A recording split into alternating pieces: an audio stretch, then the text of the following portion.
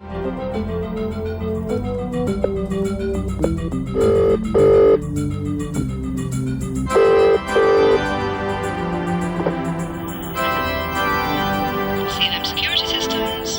Teddy. Can you phone home after 4? Tell Maggie I'll be having my Friday drink at the club. I'll be home at the usual time. I preach the gospel of security. Right. See? Yeah. I leave home in the morning, I kiss my beautiful wife, I kiss my beautiful children. I got, say, 2 nights on the road. What am I thinking? What are you thinking? What am I thinking? I don't know. A salesman always knows. It's a state of mind. Yeah, but how am I supposed to know what you're thinking? Then you listen. A salesman always listens. Freedom. What? I'm free. What are you talking about? That's what you're thinking. Free? 2 nights on the road. No. You're not listening. That's what I'd be thinking. No, you don't understand. Listen, I'm a happy man. Look. No, how can you understand? I'm sitting, I don't know, somewhere up north, Doncaster, say. I'm chasing a prospect. This man has got 23 rooms. I spent the evening working him out. Now it's midnight. I'm between one long day and another. I need to relax. So, take a shower, come down at the bar to be amongst my colleagues and friends, right? I can do that without fear. Nothing is hammering at the back of my brain. So, how do I do it? Harry? I don't know. Come on, Harry. No, I'm sorry. Can't think. He knows, right? He knows what I'm talking about. I can sit there without fear because I know that my beautiful wife and my beautiful children are safe. I am not Mr. Macduff. He knows what I'm talking about. No one's going to walk in there and give me a story of slaughter. Tell him the story of Mr. Macduff, Billy. Mr. Macduff? Shakespeare, Billy. Macbeth. What do you know about Macbeth? He didn't sell security. I'm safe because I have built a castle, and around my castle is a moat. He knows. Billy knows. I've got magnetic switches to door and window, personal attack buttons, front and rear, pressure mats, vibration detectors, volumetrics, ultrasonic and PIR. I've got perimeter alarms and space alarms, right? Yeah, that's right. He knows. I have built a castle. And around my castle is a moat. That's why I have no fear. You have fear, young man. Oh, yes, I can see that. And you have fear. What do I fear? Living. That's what you fear. And what is the price for this freedom from fear, this peace of mind? I'll tell you what it is. 1/6 of a family saloon, that's all it is. I can give peace of mind to a 7-room prospect for 1/6 of a family saloon. And that is my gospel of security. You sound like a Godfrey. Ah, sure, why not?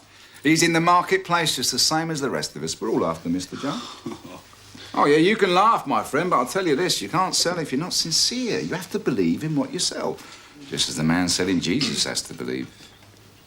Now, my prospect is an anxious man. This thing we call the crime wave is making him ill with worry. What I'm going to do is make him feel worse, just for a while. I will walk into his house like a man who has Buddha, and I will tell him of this crime wave with figures that will make him shake. And yet he will see that I'm completely relaxed, a man who is in balance. He will look at me, and he will not rest till he has what I have. This man is now on my string. Oh, God! Oh.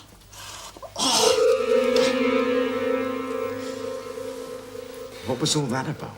His celling's gone to pieces.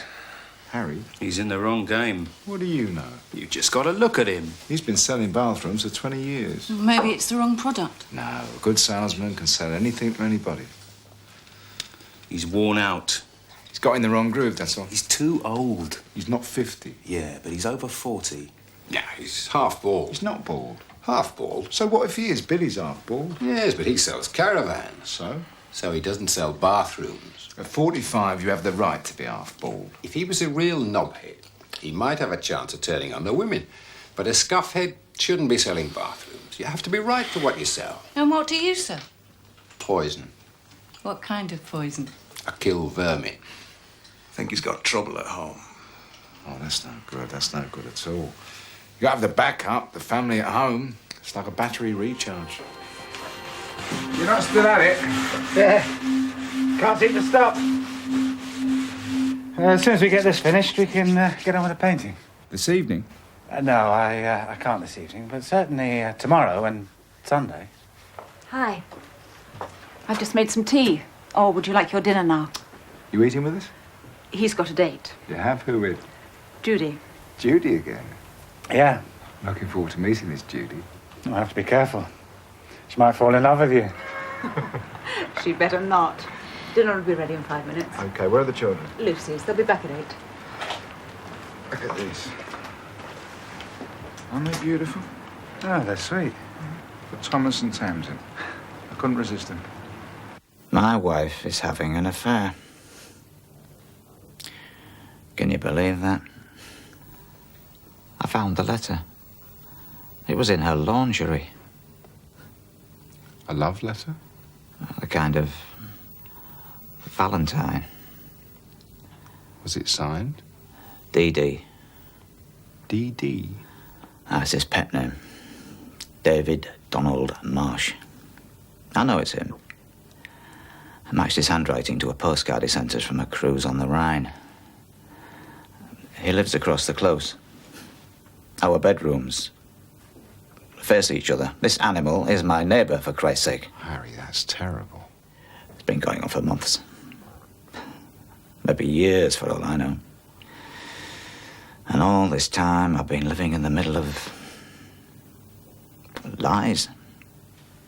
Of course, as soon as I found the Valentine, I understood it all the gestures, the glances, the cooing going on in front of my eyes in my own home. That's terrible.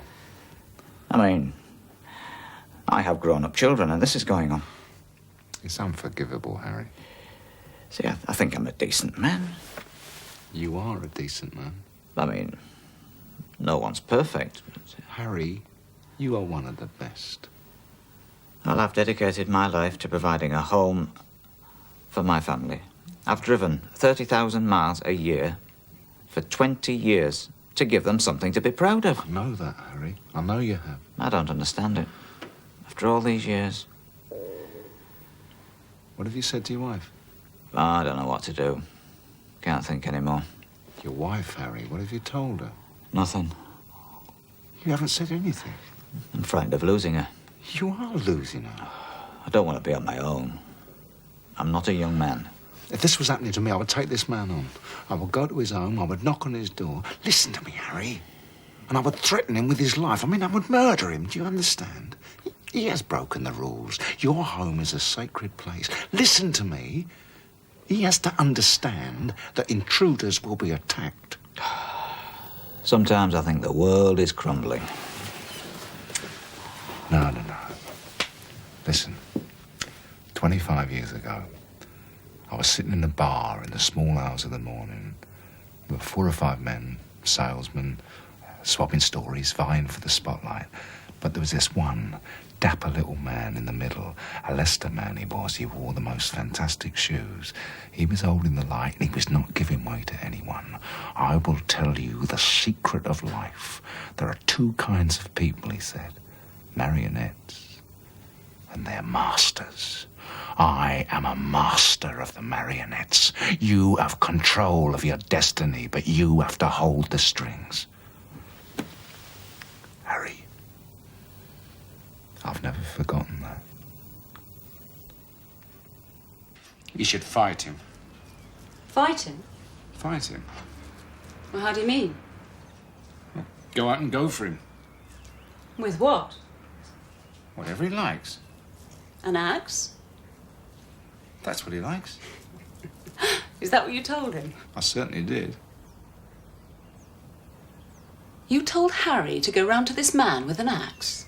Well, why not? He's taken Harry's wife for himself. And what about Harry's wife? What happens to her? If she wants to keep her marriage and her home, she has to repent so he can forgive. Maybe it's not quite as simple as that. What? Maybe Harry has slanted the truth to get your sympathy. I'd like to hear her story. Her story is very simple. She's having sex with Harry's friend and neighbour. Maybe she was driven to it. Driven to having sex with her neighbour? That's beside the point. What? But he's a neighbour. I don't understand. Well, it doesn't make any difference where he lives. I don't understand that. This is going on in a cul-de-sac. She may love him. May love who? Harry's wife may love her neighbour. She can't. Or maybe she can't help it. What? Maybe Harry is boring. What are you saying? Maybe Harry has been boring for 20 years and this neighbour is a wonderful man. Are you saying it's Harry's fault? It could be. Out all hours, working himself into the grave, and his wife is having afternoon sex on his living room floor with his neighbour, and it's his fault? If I was Harry, I would kill him. I need some red for the chilli. I don't have any red. Well, I can't make chilli without wine. I'll get some from the hat. Thank you. And can you take the empties from the garage? Right. And if you're taking the car... No, I'll walk. It's a nice day.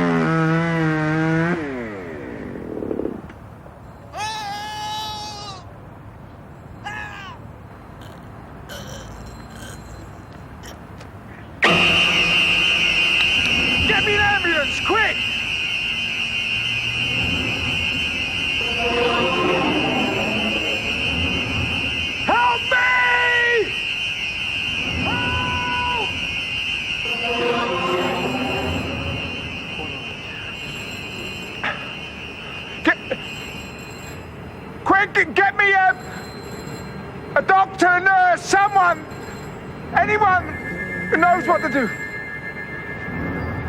So, it'll be okay. It's gonna be all right. Just hang on. Oh, my God. Give me some help here. How did it happen? What do I do? Did you see? I don't know what to do. Was it a car? You're gonna be okay. Okay. Just a few more minutes. It must have been a car or something. I have to stop this blood. I've never seen so much. Oh, dear God. It's not stopping. It isn't stopping. It must have been a car. Go away. Will you go away? Some bandages. I need some bandages. Will he die, do you think? Jesus Christ. Poor man. Just a few more minutes. Just hang on. Hang on. Do you think he'll die? You stupid woman! Get out of it, will you?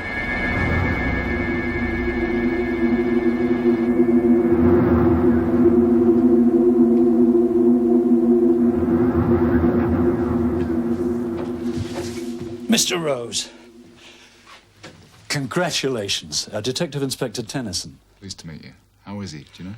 He has lost a lot of blood, and some internal bleeding is giving cause for concern, but I believe they're expecting him to pull through. Thank God for that. When will they know for certain? I would think tomorrow. We'll call first thing. I couldn't get the children to sleep. I had to tell them the whole story 5 times. We're very proud of him. Of course they are. Care for a drink? Not for me, thank you. Mr. Rose, I read the statement that you gave this afternoon. I'm awfully grateful, but I wonder if you'd mind recalling the events again. No, not at all. It's just to clear my mind. Yes, of course. Well, I left here to get a bottle of wine from the top hat. I cut through Windsor Avenue. I heard a cry. I couldn't quite place it at first, but I was alarmed enough to start running.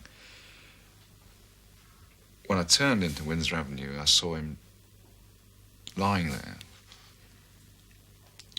Well, the first thing I did was take the chisel out of his stomach. I shouldn't have done that, should I? Why not? Because of the blood. I couldn't stop the blood. So after you'd taken the chisel out, what did you do with it? I can't remember. I don't know. I chucked it away, dropped it. I was only interested in trying to stop the blood. When did you see people coming to help? Almost as soon as I was there. I saw one man across the street. I shouted at him to get an ambulance. Sent another man off to... I can't remember. I asked for some first aid from this woman. So you were sending people away? I'm sorry? They were coming to help and you were sending them away to get a bandage, to get an ambulance, to get a doctor? Yeah, that's right. But soon enough, there's a whole bunch of us round him. Was there anything suspicious about anybody's behaviour? The people that were helping? Yes. What kind of thing? I don't know. Anything unusual? I don't think so. Can you picture it in your mind? No, It's a phone ringing. Yeah, I remember that now. Bloody phone ringing. Never seen it stop. Must have been in Tim's house.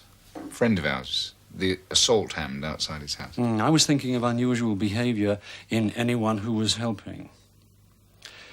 You see, the man who committed the assault could have been someone who later came to help. I hadn't thought of that. No, I can't recall anyone behaving in that kind of way. Well, don't you have any description of the man? No one saw anybody, as far as we know at this stage. Well, surely the man we saved would be able to tell you something. Well, we hope so. Do let me know if anything else comes to mind, however trivial you may think it to be. Yes, of course. Goodbye, Mrs. Goodbye. Rose. Oh, did I see a boat in the garage? Yeah, I'm building it for the kids. Oh, I've got a colleague doing the same. I'm sure you'd be interested to see it. You mean this man was stabbed 17 times and lived? That's right. They're pulling him round right now.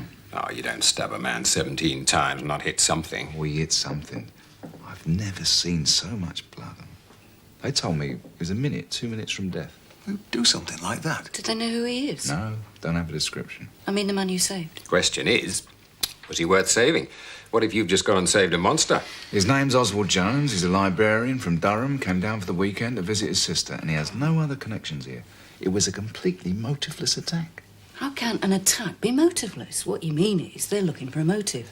What make of chisel was it? What do you mean, what make a chisel? What do you expect me to do? Look at the nameplate when I was taken it out of his stomach. Oh, I think it's important.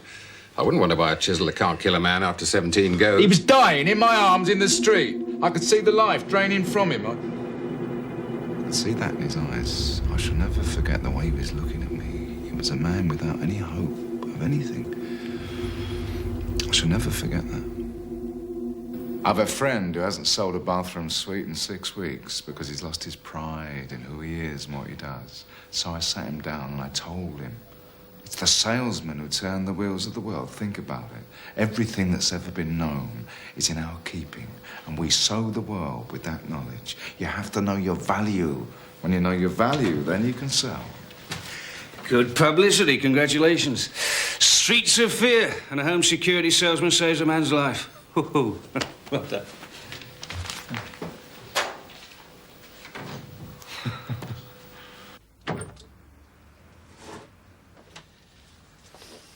I won't keep you more than a few moments.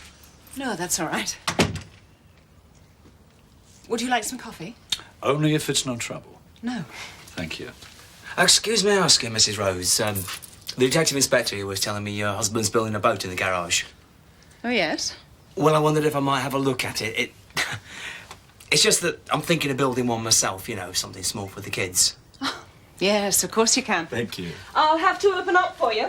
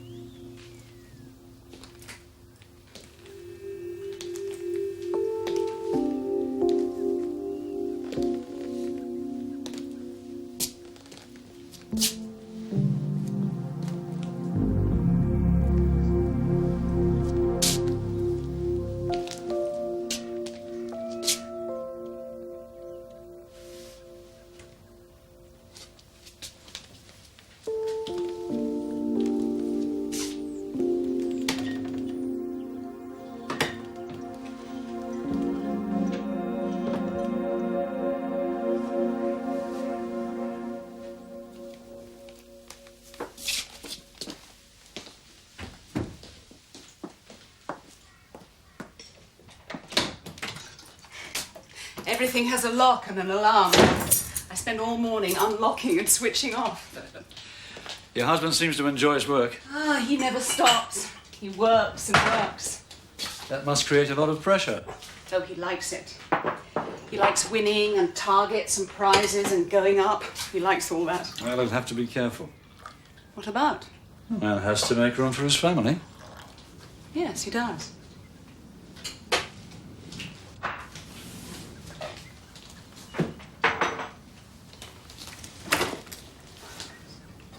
Are you saying he does? Yes, I am.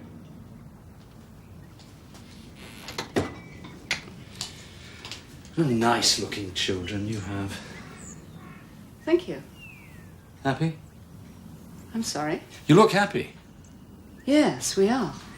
I don't often meet people still smiling at each other after 10 years. Milk? Thank you.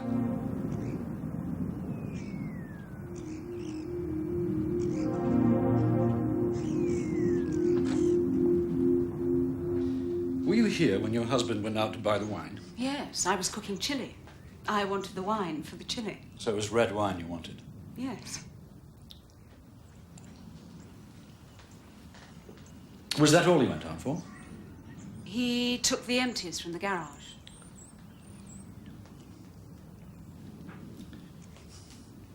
Was it a tense atmosphere when he left? Where? Here. No, why? I understood there was. Who from? Wasn't it from you? No, Last time I was here. I don't recall that. Perhaps he was tense. I don't think so. He seems like a tense man. Does he? Isn't he? Maybe. Sometimes. But not the kind of man to show it. He needs to learn to relax. That's what we all need to learn today. Do you get any ideas? Yeah, very impressed. He's been working at it a long time. Oh, how long? 18 months. It's been a labour of love. It's a lot of work for one man. I'll get your coffee. Oh, he's not got time for coffee. Oh, we have to be moving on. Oh, I'm sorry. My fault. Thank you for your time, Mrs. Rose. What do you mean you don't know what he wanted? He wouldn't have come here just for a coffee. That's what he did. There must have been a reason. If I could tell you a reason, I'd tell you. They're looking for a man who almost stabbed someone to death. There were two of them. One was Tennyson. He had the coffee. And the other, whose name I can't remember, he went into the garage to look at the boat because he said he was building one for the kids. Now I understand. Why didn't you say that before? I'd invited him round via Tennyson to look at it. Now it makes sense. 1, you can't sell unless you feel on top of the world. Keep fit, eat light, sleep deep. 2, believe in what you sell. I love my wife and children passionately. I want them to feel and be secure. And that's what I want for every family. That's why I sell home security. It's a mission. 3, be in control. Mr. Tennyson on the phone for you. Thank you. Good morning. Hello. Mr. Jones, you will be pleased to hear, is well enough to receive visitors. Marvellous. And he has expressed his desire to thank you in person. Really? Would you mind coming to the hospital? Be delighted. Of course I would. When? Why don't I meet you there at 7 this evening? No, he has no memory of it at all. Isn't that extraordinary? It's as if some evil force has projected itself onto him.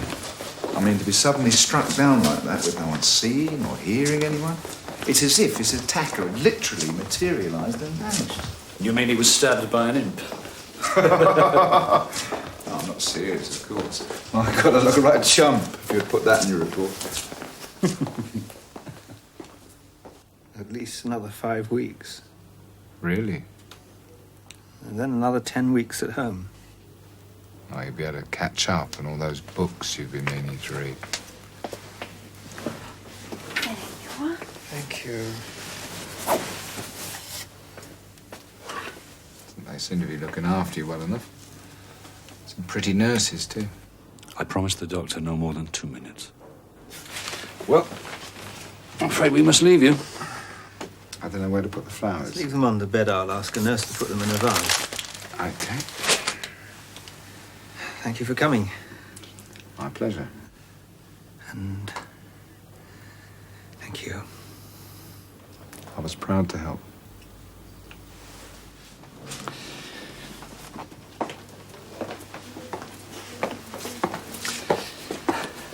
Oh, I've forgotten to give him my card. It's been in my pocket all day. Excuse me a moment.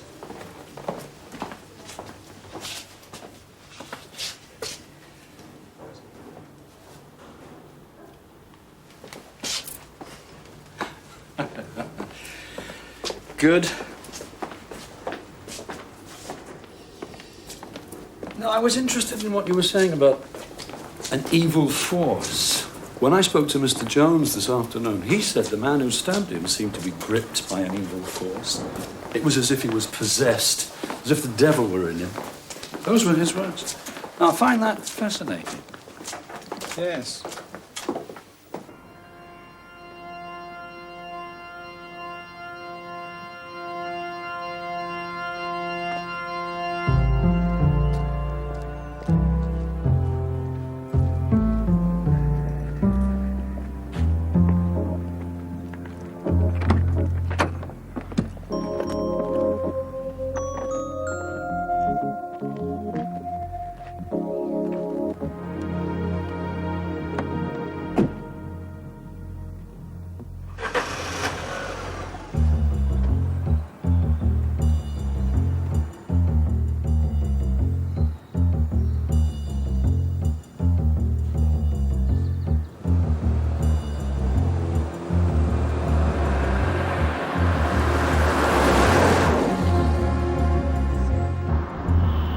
Yes, I got your message, thank you.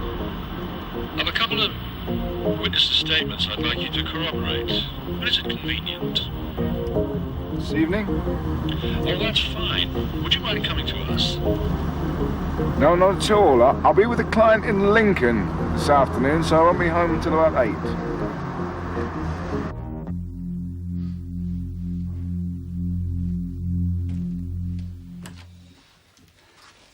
Sorry about this.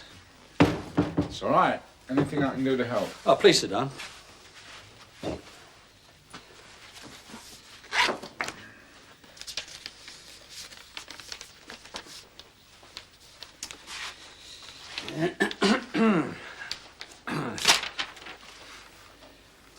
Subsequent to your visit to Mr. Jones in hospital, a very odd thing has happened. He has identified you as his assailant. Me? What do you say to that? That's impossible. That's what he says. But I helped him. He says you stabbed him. You know I didn't. That's what he says. I don't believe it. I decided to take a walk down Windsor Avenue as it was a pleasant afternoon. A man, whom I have since identified as Edward Rose, appeared as if from nowhere and stabbed me with what I have since learnt to be a chisel. But I've never met him before in my life. Why would I want to harm him?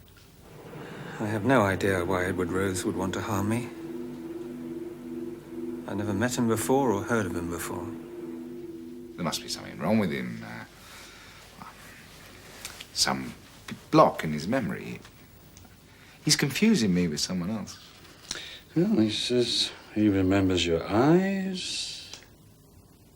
What? Yeah, I was leaning over him, helping him, willing him to live. Full of hate? I was comforting him. So much anger. I was angry with a woman standing there doing nothing. Says he saw you holding the chisel. Yeah, I was. I was taking it out of his stomach. Mr. Rose, I'm just putting to you what he has put to me. Of course, he's been through a terribly traumatic experience. His memory is bound to be blurred. Yes. Did you stab Oswald Jones? No, of course I didn't. I saved his life. Oh, I'm sure we'll get to the bottom of this. There's not one door you can't walk through. Wembley, right? Cup final. I was 11 years old. Money I had in my pocket wouldn't even buy a hot dog. So I hung around a gate at the stadium, looking for a way in. And then I saw this fella. He was on his own, checking his ticket, so I whipped it out of his hand. Well, he snatched it back, so I said, hey, he stole my ticket. Well, before the guy could say anything, he was pounced on. 10, 15 men, wham. One of them gets the ticket, gives it to me, pats me on the head, and I'm in. You see, you can get in anywhere. There's always a way. Night all. So what time do you call this? I got an early start.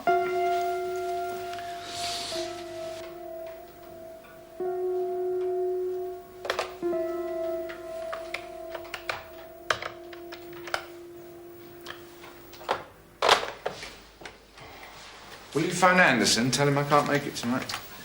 That won't please him. Can't help that. It's an account to win, Teddy. I'll win it tomorrow. Where are you going? Got another appointment. With whom? Mr. Tennyson. Do I know him? No, I don't think so. It's not Tennyson of Newfield Homes, is it? No, that's Berryman. Would you say you're an honest man? Yes, I would like to think so. Telling the truth's important to you? Yes, certainly. But even for an honest man, the fear of ostracism and punishment has to be contended with, wouldn't you say? Yes, but I believe there has to be justice. A man must face the consequences of his actions. Yes, in the civilized world. Even if it means social and professional suicide for him? Yes. Law and order must be maintained. Not just for other people. No. But I would expect an honest man to hang on to a lie if his life depended upon it, wouldn't you? You might not. Oh, I would think so. In my experience, I would say so. Would you? What? Tell a lie if your life depended upon it. I would. I wouldn't know. You've not been telling me the truth, Mr. Rose. When? Tell me when. When you left your house on that afternoon, did you leave by the back door or by the front door? The back. Why the back? My wife asked me to return the empties. And where were the empties? In the garage. So you went into the garage to pick up the empties? Yes. And you picked up the empties? No. Why not? Didn't fancy it. Fancy what? Carrying the bottles. A few empties in a plastic bag? I wanted to be free. Free? Free for what? Free to stroll. And you can't stroll with a plastic bag? Not with the bottles clunking at the bottom of it, no. Then why did you go into the garage? To get the bottles, but I changed my mind when I was there. Have you got a son, Mr. Rose? Yes. Yeah, I got a son. And when he's not telling me the truth, he sounds a little bit like you. I'm telling the truth. What was the wine you went for at the off-licence, French or Italian? I didn't buy any. Why not? Because I found Mr. Jones on my way there, not on my way back. So there was no wine for the chili? No. That is not the truth. Mr. Rose, criminal investigations hang upon a fragment of cloth, speck of dust, a drop of oil, a sliver of glass, the smallest lie. These are the vital clues. These are the keys that open the door. You had wine at home, didn't you? Yes. So why did you go out to buy a bottle of wine if you already had a bottle of wine? Sounds stupid. Tell me. Didn't want my wine tipped into a cooking pot.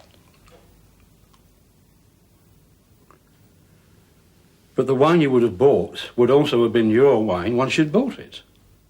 Yes. Well, how would you have got around that one? Oh. I know it doesn't make sense, I know that. Perhaps the wine at home was too classy for the cooking pot, is that it? Yes. But you had wine at home as cheap as anything you can buy at the top hat. I didn't want to use that. Why not? Was it not classy enough?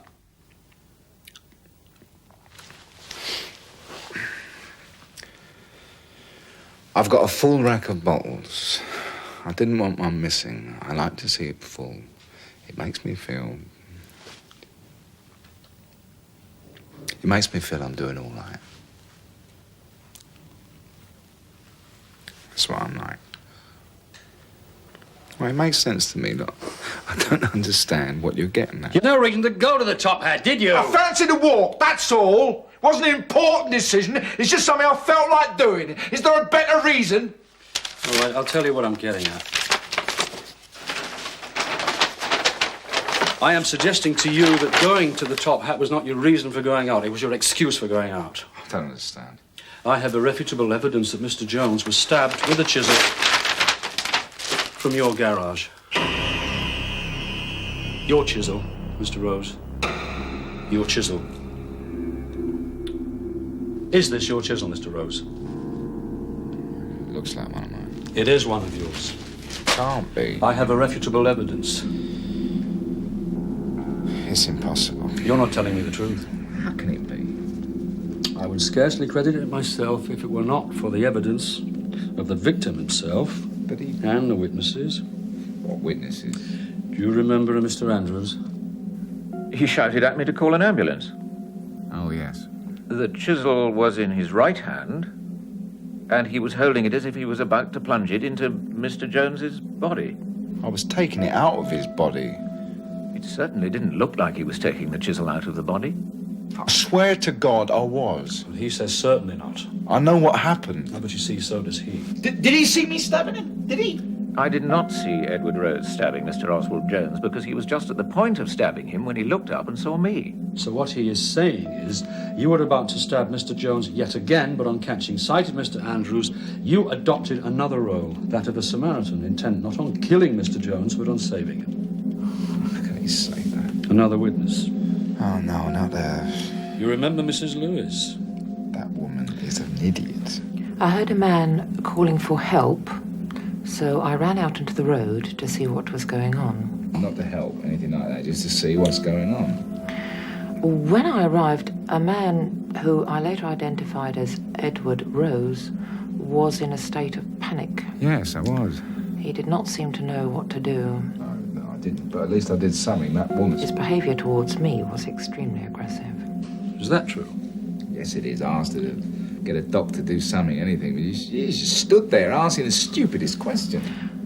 Then it occurred to me that Edward Rose had stabbed Mr. Jones, and that because I was there, he was unable to make his escape. So I stayed because I was suspicious of that being the situation. And that is what I believe was at the root of Edward Rose's anger towards me. What she is suggesting, Mr. Rose, is that your behaviour was akin to that of a trapped animal. In the light of knowledge I have already received, I find this lady's reading of the situation extraordinarily perceptive.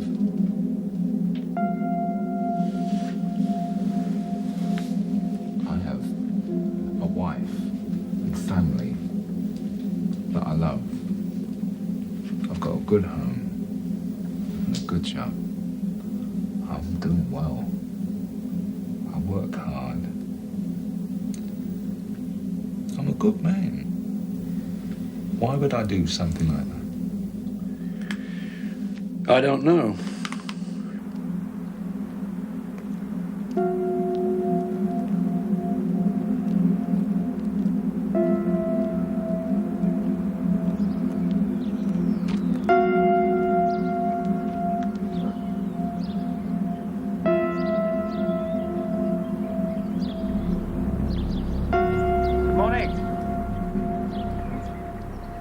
What are you doing? I need to speak to you. What about?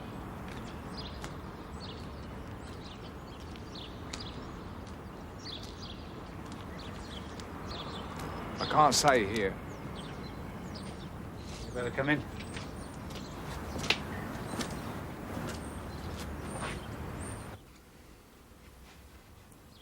What will I do? Get a solicitor. Well, it sounds as though they're stuck for knowing who did it, so they're trying it on you. A good solicitor would stop any of these games. I think you're right. I know I'm right. You won't mention any of this to Maggie, will you? No, of course not. I don't want her worried. Look, if they thought you'd really done it, they'd have charged you by now, wouldn't they? Relax.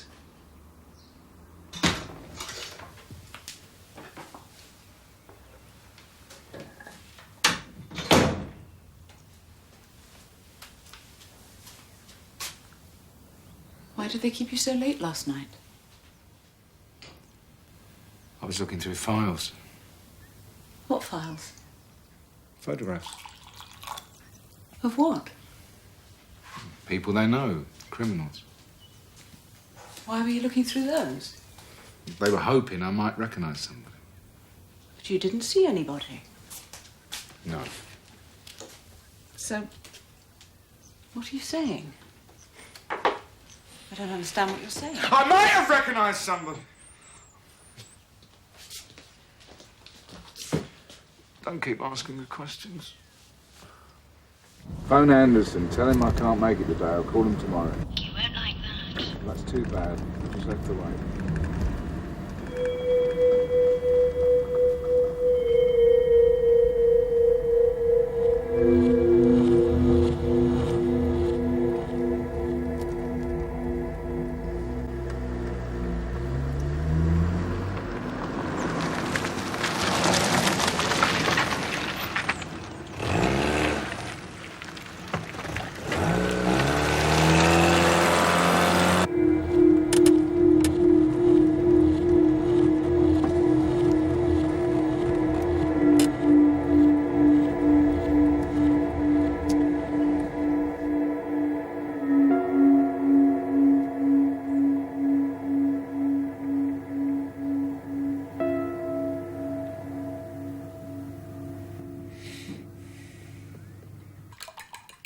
Why was Tennyson here today?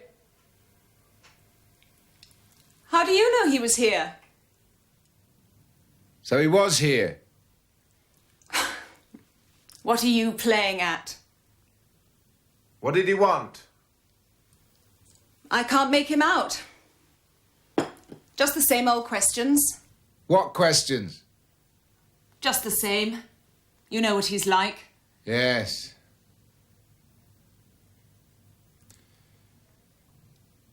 You haven't seen Tim today, have you?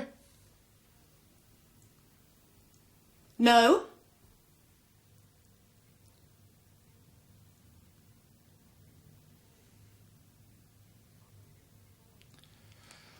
I better give him a call. He said he'd be round. Well, someone must have seen something. You would have thought so. I find it very strange. What about the bloke that got stabbed? He couldn't remember a thing. Nothing at all. That's what they told me. I had a visit this afternoon. A Dick asking me questions. What about? He wanted to know all about my wife's affair. I said, what the hell's it got to do with you? First the whole neighbourhood knows about it, now the whole town. I had all kinds of personal questions thrown at me. How did I find my wife's lover's Valentine in her lingerie, for Christ's sake? Then he asked me about my conversations with you. What did I say? What did you say? What did I say? Jesus. Then it occurred to me, how the hell did he know about this anyway? So I asked him. Terry, phone. He said your wife told him about it.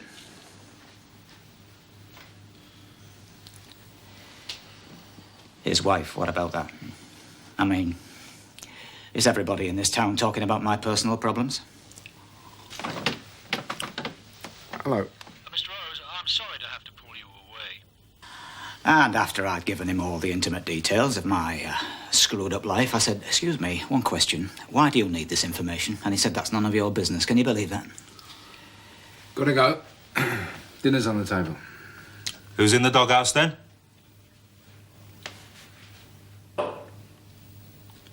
They've been asking me questions too. What about? Teddy? Me too. And me. I've always thought that when a man kills a prostitute, he's killing his mother. What do you think? I wouldn't know. An act of transference. So when I'm confronted by a crime with no apparent motive, I think about the mother and the prostitute. Now, you stabbed Mr. Jones, but who is it you wanted to stab?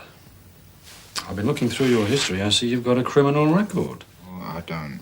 You denying it? I'm an honest man. That may be your aspiration, but it's not who you are. For a start, Mr. Rose, your name's Roberts. Eddie Roberts.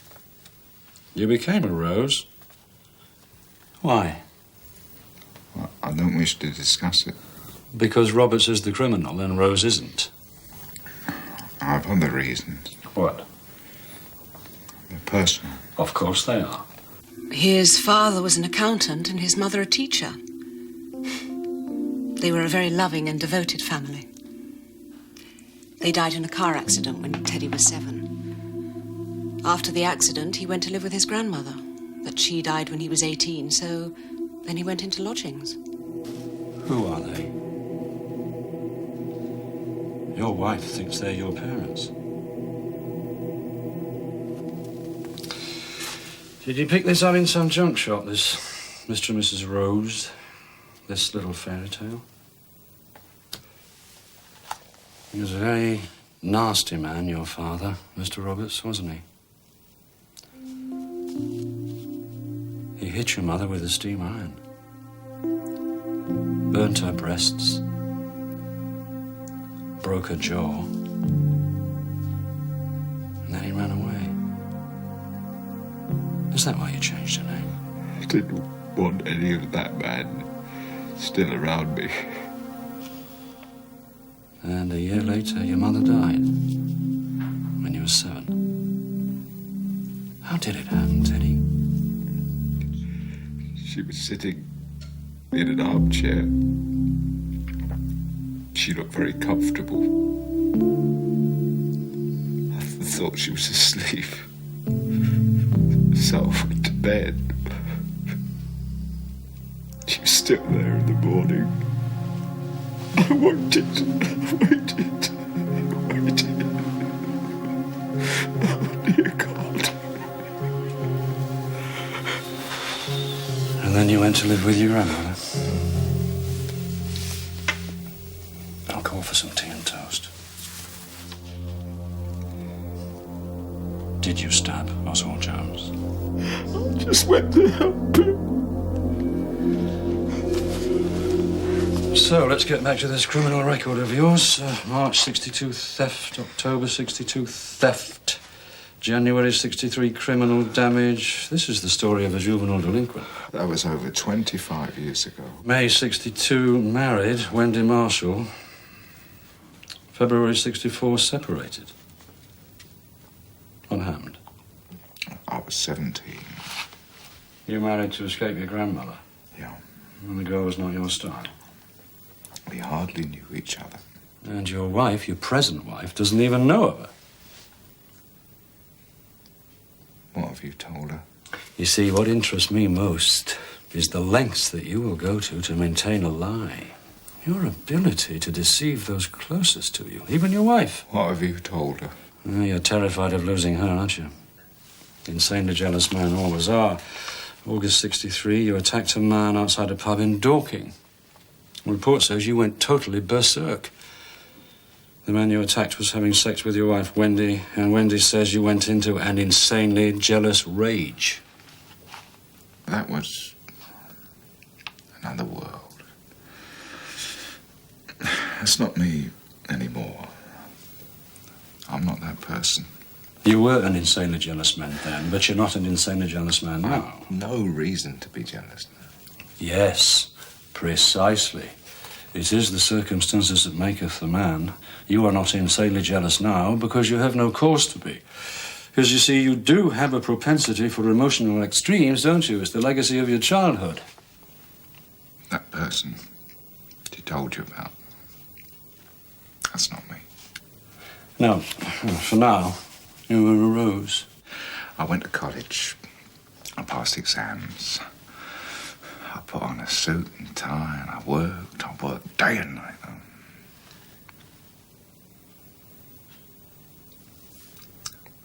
I'm a family man. My children are my life. You were a reformed character? Yes. Yes. I am. I don't believe in reformed characters, Mr. Roberts. Men cannot just dissolve and reform. You'll carry your childhood into your grave. But 5 years ago, my wife walked out on me. She went off with a farmer. Oh, he's fat. He's not rich. He's got a terrible temper. And when he comes in after a day's work, he stinks. As you can imagine, this was a cruel blow to me. Oh, I started to drink. My work fell off. I missed promotion. I lost my wife in my home. Then one day I stole a crystal rabbit from a department store. Now, for a policeman, that is not a wise thing to do. I just picked it up, put it in my pocket. I made a display of it. I wanted to destroy my career. I wanted my world to end. An act of self-destruction in broad daylight during a period of personal crisis. Exactly the circumstances in which you stabbed Mr. Jones. I don't have any personal crisis. Now, I'm talking about the crisis in your marriage.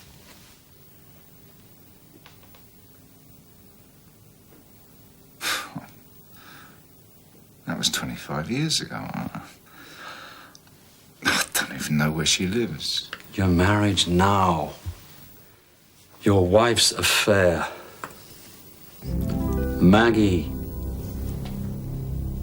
What affair? I know what it feels like. My wife wouldn't have an affair. What are you saying? I've been there myself. I feared the truth too much to face up to it, so I shut it out of my mind. I walked around in a kind of hallucinatory world.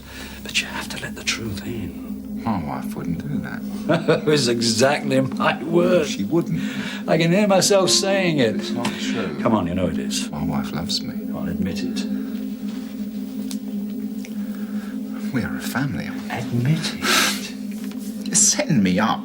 I hate men who take other men's wives. They're the pits. They're the slime and the scum of the sewer. I'd take their heads off, wouldn't you? What are you saying?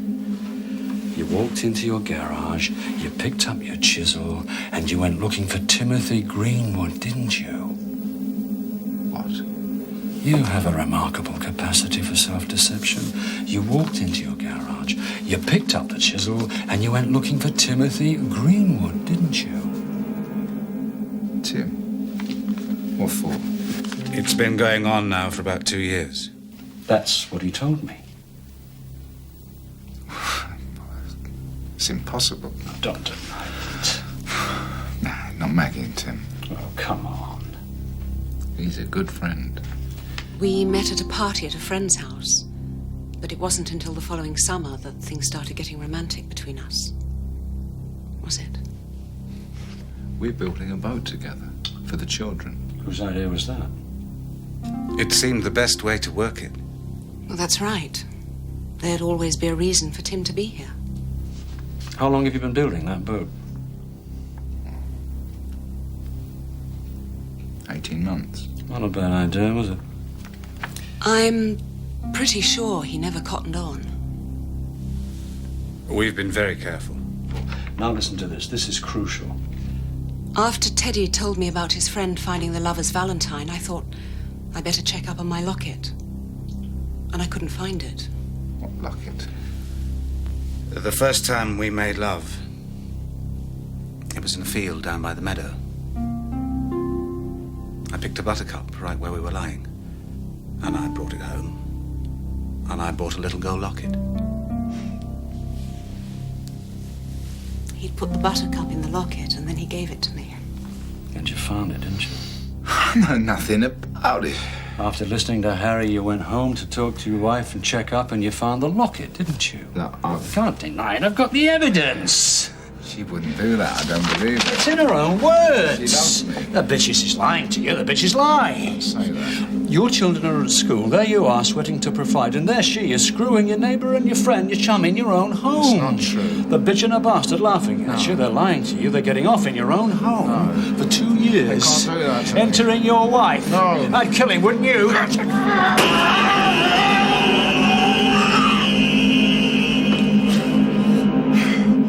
See what I mean? Not an act of transference.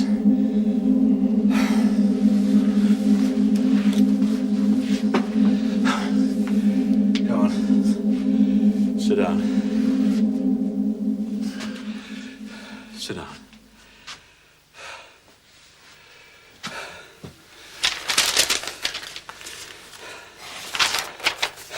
I was merely asking you a question you have already answered. He said that I should go to my neighbour's house and threaten him with his life. And he said if it should ever happen to him, he would murder the man. Teddy, we all carry a festering organism inside us that feeds on our anxieties, our insecurities, an alien in our minds. Now, you took a wife, and she gave you children, and you built a castle, and around that castle was a moat. And inside that castle, you were secure. But what happens when you discover your castle's just a flimsy house of cards? The alien grows. That's what happened to you that afternoon. You left your house in a rage. I was not in a rage. You went into the garage, you picked up the chisel, and you went looking for your wife's lover. No. But he wasn't in, so there you are, outside his house, with a rage, a fury, an alien you just have to get rid of. And around the corner comes Oswald Jones.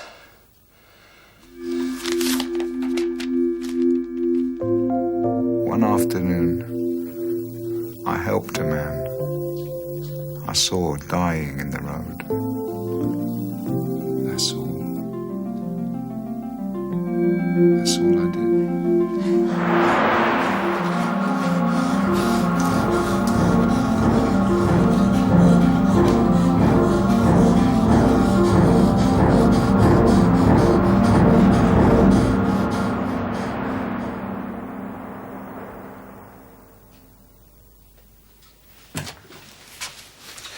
Good news. We've got bail. You're free to go home.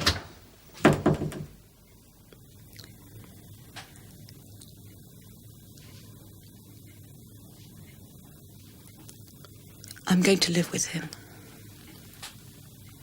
I'm sorry.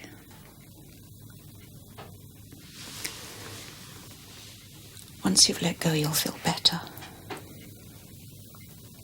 It's the letting go that's difficult.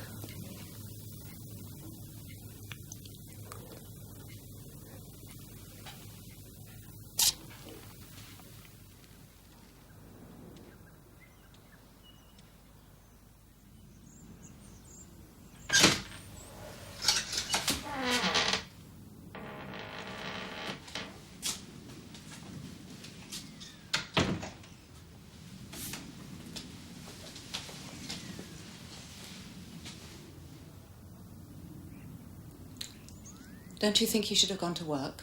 I've said I'm ill.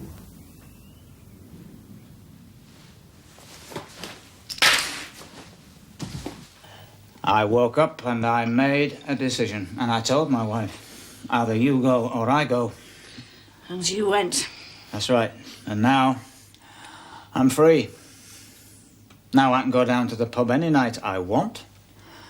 I can drink as much as I want. I can come back home, perhaps with a mate or two, open a can of beer, watch the football, put some sex on the video, watch TV anytime I like. Yes, I found a nice room today. I can use the bathroom opposite, the kitchen upstairs. And I tell you this, that bitch wife can do what the hell she likes. I've wiped her off my memory. I never want to see her bitch face again. Yeah, I mean, Scotch. light scotch. Thanks. I've only met two kinds of families. Those that bust up and go two ways, and those that bust up and stay in the same place. You're always better off going two ways. Exactly. Anyway, weekend kids are the best deal you can get. The mother gets all the grey hairs, you get all the going out. I would have been better off away from my kids. Then maybe they would have liked me more. Am I not good enough in bed? Teddy, I don't know. Is that it, do you think? I've been working too hard, too many hours. It swallows a man up, work and work. We forget who we are. I've got it all wrong, haven't I?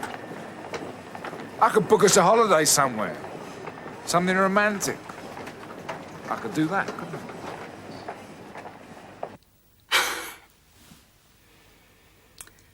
Are you crazy? It's what we need. I don't want Christmas in the Alps. It's the last thing I need. We could make a new beginning. I love another man. I don't want to hear him anywhere near my children.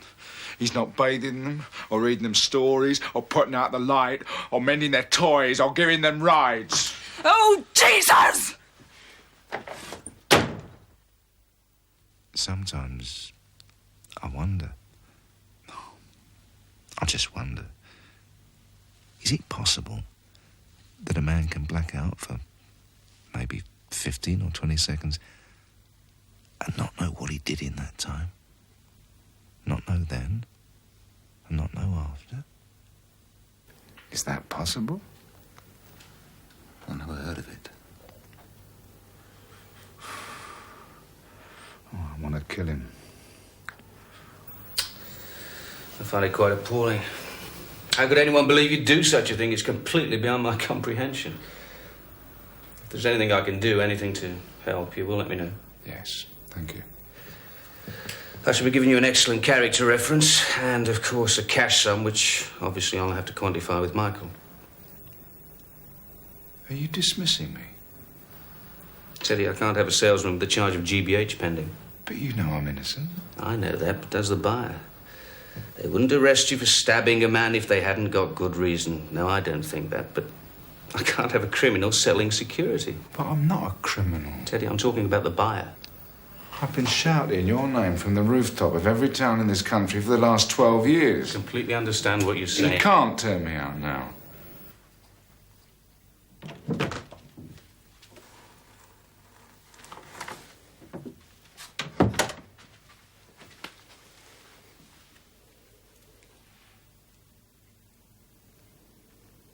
I want you to leave. The children are getting a rough time at school and in the road. Teddy, did you hear what I said? Well, I have a vacancy if you boys are interested. You won't find a better, easier product to sell than C&M Home Security Systems. That's a promise. We're living in an age of fear. Well, I'll go for it. Sure I will. Teddy was doing okay. What kind of car do I get? Now, I had a very long look at this case, and I've come to certain conclusions concerning the conduct of your defence. I think we have to rule out self-defence and provocation. We can't claim that you were provoked into an attack. No, of course not. I didn't attack him. Well, yes, there is that, of course. Mistaken identity. And in some cases, that is an ideal defence. But it is my defence. Yes, but we can't use it. Why not? The circumstances aren't favourable for mistaken identity. But that's what it is. You see, in mistaken identity, you are challenging witness identification. However, in your case, we have the problem of the chisel. But that was an extraordinary coincidence. Mr. Rose, you will never convince a jury that your chisel was carried to the scene of the crime by another person. The cruel hand of fate cannot open a courtroom door, do you understand? A jury is asked to be reasonable, and what has happened to you is not reasonable. And that's a fact we just have to live with. You don't believe me. Mr. Rose, you have asked me to represent you, and I have a duty to do the best I can for you. If I were to say you didn't do it, I would be letting you down. But that is the truth. The truth is too weak. Well, I can't confess to something I didn't do. If I let you plead not guilty, the judge would give you no mercy. Why? Because of the way you behaved after you stabbed him. Your actions would be seen as those of a man pretending to be a good Samaritan. But to a judge, that is a heinous act. The devil in saint's clothing.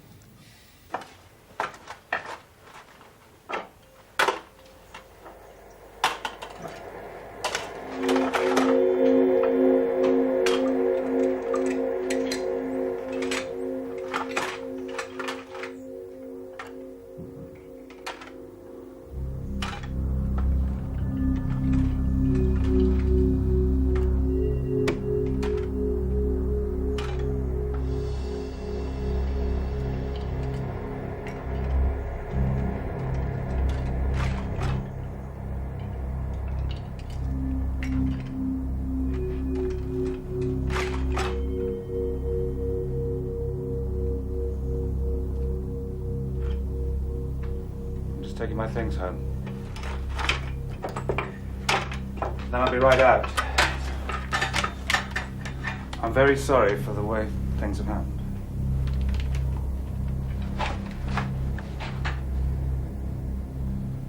I want you to know that the last couple of years have been very difficult for Maggie. I know that she still loves you. And the last thing she wants is this kind of upset that you're going through. I also think you should know that we've broken off our relationship twice in the last year because she wanted to keep her life with you. Your life together as a family. She's felt a lot of confusion and tension that she hasn't been able to explain to you.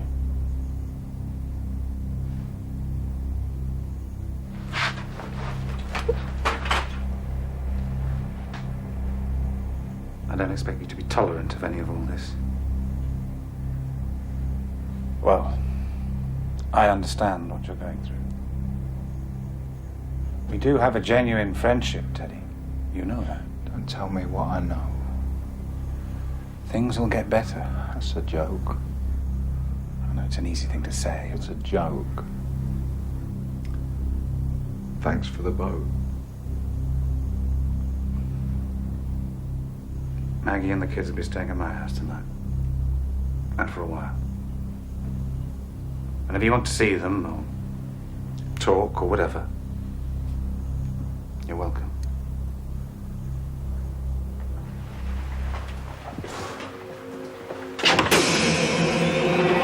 Will you let me out of here, please?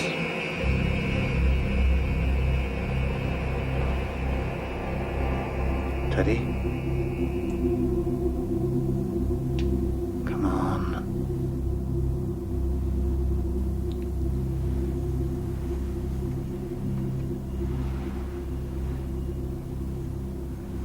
Thanks.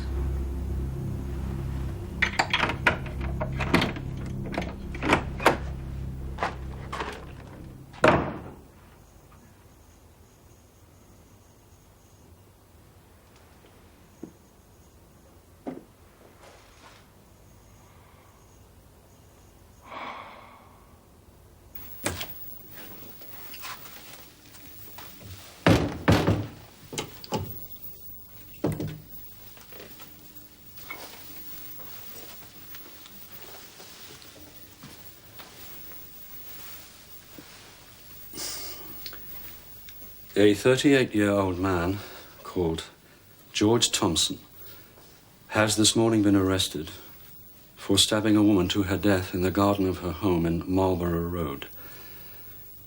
He was pursued in court, leaving the scene of the crime. He has no criminal or psychiatric record. He lives with his mother and works as a clerk for the council. The weapon used in the murder was a screwdriver,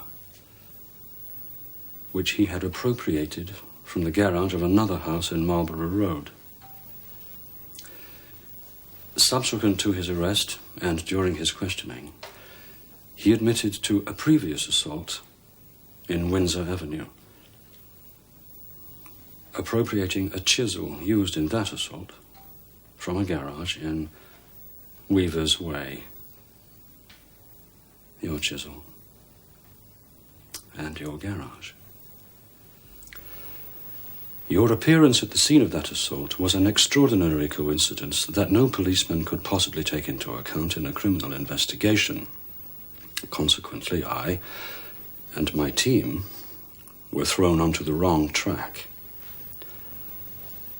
You have been the victim of an unfortunate occurrence, for which you have my sincerest apologies. The charge against you has been dropped. You're free to go. Mr. Jones identified this other man? No, but he has withdrawn his identification of you. It was a most unfortunate error of judgment. His memory of the event was very hazy. never heard that before. Are you saying he was never sure it was me? He's certainly the man who helped me. I first saw him bending over me, holding the chisel. It was his chisel.